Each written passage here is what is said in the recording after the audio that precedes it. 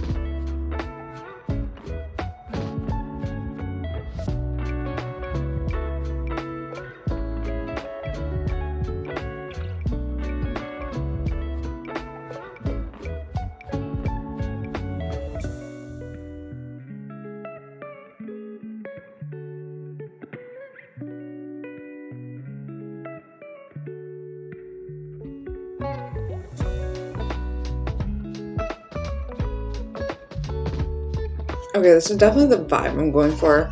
I like the idea of showing both of the letters at the same time, but I'm not sure if this is it yet. Oh my god, Oliver. I don't know. I'm just not sold on it yet. And maybe it's the placement of the photo. That could be it. I could maybe do more of the...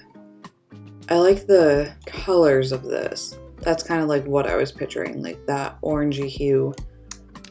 Yeah, I think the placement's that's definitely better.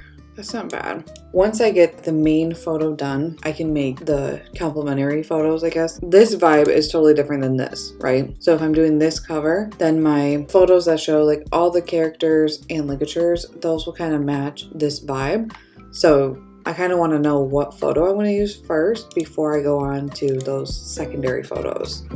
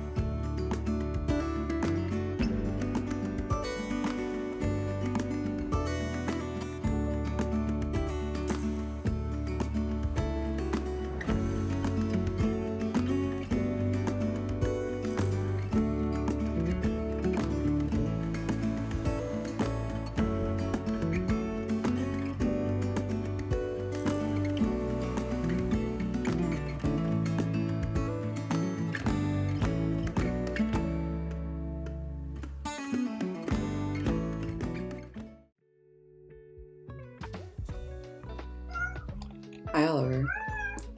Hi. It has 56 standard ligatures, which is crazy. That is a ton of ligatures. I totally forgot I had this many. Like, it didn't even dawn on me that I had this many. It has 32 alternate characters, which is really fun. It has 5 discretionary ligatures, all the symbols, multilingual support, and then here are some of those promo images I made. I like this one. But yeah, our font is done, and I'm really, really happy with how this one turned out. I hope you enjoyed this mini series. I've never really done anything like this before where I did a specific series back to back. I would love your thoughts on it. If you have any other series you want to recommend, or if you want me to just get back to my regular content, let me know. Yeah, I just thought it would be interesting to take you along for the ride and also give me that motivation to keep working on making a font, because like I said, I've wanted to make a new font for a very long time. It's just hard to commit to it. So I knew that if I filmed the whole process, I might actually finish it. So I'm glad we did that. Even if you don't want to make a font or sell a font, I hope you found this process somewhat interesting to see all the behind scenes of things that go on. I'm just gonna be honest, not every font designer does this. I'm not saying I'm the best designer out there, but when you are buying fonts, there are some things that if they are important to you, you need to be looking out for, such as ligatures and things like that. There are some designers who are pushing out fonts like weekly, daily, and there's just no way they have enough time to fine tune everything. So I'd be cautious about those font designers if you are looking for fonts that are easier to use and work with, that you don't have to like manipulate yourself. If you have no issues with that, then get whatever fonts you want. If you have any questions, please leave them in the comments and I'll get back to you as soon as I can. I'm excited to get back into the swing of things, and yeah, I just really hope you enjoyed this series. And lastly, if you want to purchase the font that we made during this series, it's now up on my website and it's 50% off, along with the rest of my fonts. I hope you have a great rest of your day. I will see you next time. Bye.